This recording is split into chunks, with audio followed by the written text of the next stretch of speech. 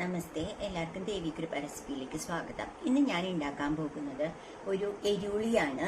കുമ്പളങ്ങി വെച്ചിട്ടൊരു എരുളി, തനി നാടൻ വിഭവമാണ്. അപ്പൊ നമുക്ക് റെസിപ്പിയിലേക്ക് കടക്കാം. എല്ലാവർക്കും നന്ദി, നമസ്കാരം. നമസ്തേ, എല്ലാവർക്കും ദേവികൃപ റെസിപ്പിയിലേക്ക് സ്വാഗതം. ഇന്ന് ഞാൻ ഉണ്ടാക്കാൻ പോകുന്നത് ഒരു കുമ്പളങ്ങ എരുളിയാണ് കേട്ടോ. ഇത് കുമ്പളങ്ങ. അപ്പൊ ഞാൻ കുമ്പളങ്ങ എടുത്തിട്ട് ഞാൻ ഗ്യാസ് ഓൺ ചെയ്തിട്ടില്ല. ഞാനൊരു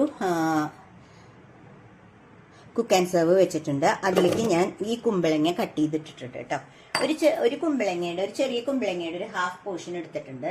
അതിനുശേഷം ഞാൻ ചെയ്യുന്നത്, ഈ കുമ്പളങ്ങയിലേക്ക് ഞാൻ കുറച്ച് കുക്ക് ചെയ്യാൻ അത്രയും വെള്ളം കേട്ടോ, അത്രയും ഒഴിക്കുന്നുള്ളൂ. അത്രയും വെള്ളം ഒഴിച്ചിട്ട് കുറച്ചും കൂടി ഒഴിക്കാം. ഓക്കെ. എന്നിട്ട് ഞാൻ ഇതിനകത്തോട്ട് കുറച്ച് ഉപ്പും മഞ്ഞൾപ്പൊടിയും ഇട്ടിട്ട് ഞാൻ ഇതൊന്ന് കുക്ക് ചെയ്യാണ് കേട്ടോ. അപ്പം എന്താ, ഉപ്പിട്ടു. അപ്പൊ ചിലപ്പോൾ നിങ്ങൾ വിചാരിക്കും എന്താ എരുളിന്ന് കേട്ടോ. ഞങ്ങൾ തൃശ്ശൂർക്കാർ മോരൊഴിച്ച് കൂട്ടാൻ എരുളി എന്നാണ് കേട്ടോ പറയുക. എൻ്റെ വീട്ടിലൊക്കെ അങ്ങനെയാ പറയുക. അപ്പം ഞാൻ അതിലേക്ക് കുറച്ച് മഞ്ഞൾപ്പൊടി ഇട്ടു. പിന്നെ അതിനുശേഷം ഞാൻ കുറച്ച് ഉപ്പിട്ടു. പിന്നെ എന്താ, ഓൾറെഡി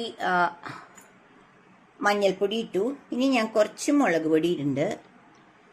അതിനുശേഷം ഇടുന്നത് പെട്ടെന്ന് ഉണ്ടാക്കാൻ പറ്റണത്, ഞാൻ എൻ്റെ ചാനലിൽ ഇപ്പൊ കഴിവതും ഞാൻ നാടൻ ഐറ്റംസ് ആണ് ഉണ്ടാക്കണേ കേട്ടോ. അപ്പൊ അതുകൊണ്ടാണ് ഞാൻ ഇത് നിങ്ങളെ കാണിക്കാന്ന് വിചാരിച്ചത്. കുറച്ച് കുരുമുളക് ഇട്ടു കേട്ടോ. എന്നിട്ട് ഞാൻ ഇതൊന്ന് നന്നായിട്ട് ഇളക്കുകയാണ്.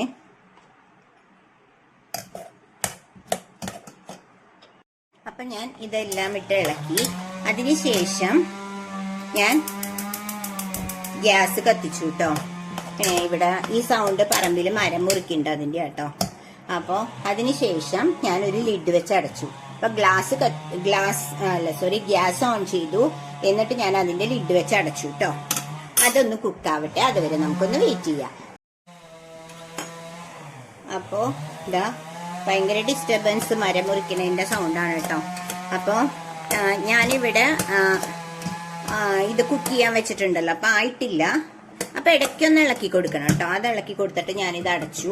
അതിനുശേഷം ഞാൻ നിങ്ങളെ കാണിക്കാം കേട്ടോ. ഇതാ ഞാനിവിടെ ഒരു മുറി തേങ്ങയും ജീരകവും ഒരു 3 പച്ചമുളകും എടുത്തിട്ടുണ്ട്. കാരണം 3 പച്ചമുളക് എടുത്തത് കാരണം ഓൾറെഡി ഇതിൽ മുളക് പൊടിയും കുരുമുളക് പൊടി ഇട്ടുകൊണ്ട് നല്ല എരിവുണ്ടാവും. അതുകൊണ്ടാണ് ഞാൻ പച്ചമുളക് കുറച്ചത്. പിന്നെ ഞാൻ ചെയ്തേക്കണത് ഒരു 1/2 ലിറ്റർ കട്ടത്തൈര്.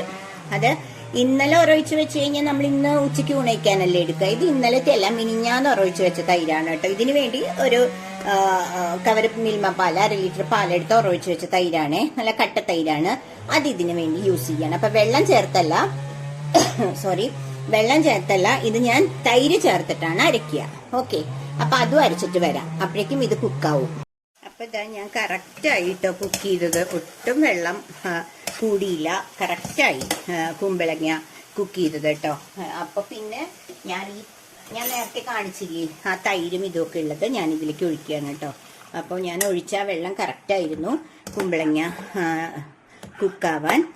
പിന്നെ ഞാൻ ചെയ്യുന്നത് ആ തൈരും തേങ്ങയും ജീരകവും പച്ചമുളകും കൂടി ചേർന്നത് ഇതിലൊഴിക്കുകയാണ്. എന്നിട്ട് ഞാൻ ഗ്യാസ് ഓൺ ചെയ്ത് വെച്ചേക്കുകയാണ് കേട്ടോ.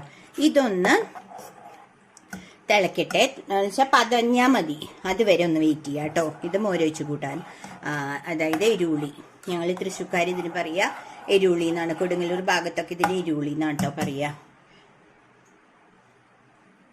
അപ്പം എല്ലാം കറക്റ്റാണ്. ഇനി ഞാൻ ഇതൊന്ന് പതയണ വരെ വെയിറ്റ് ചെയ്യാം കേട്ടോ.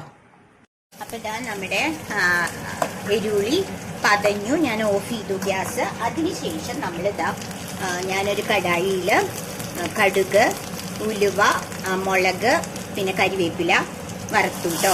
അതായത് നമ്മളെപ്പോഴും കടുക് വറുത്തിടുന്ന പരിപാടിയില്ല, അത് ചെയ്തു ഇതിലേക്ക് ഇടുകയാണ്. ഇത്രയേ ഉള്ളൂ. ഒരു എന്താ പറയാ, തേങ്ങ അരയ്ക്കുന്ന നേരവും കുമ്പളങ്ങ കുക്ക് ചെയ്യണ നേരവും എത്ര പെട്ടെന്ന് ഉണ്ടാക്കാൻ ഭയങ്കര ടേസ്റ്റി ആയിട്ടുള്ളൊരു കറിയാണ്.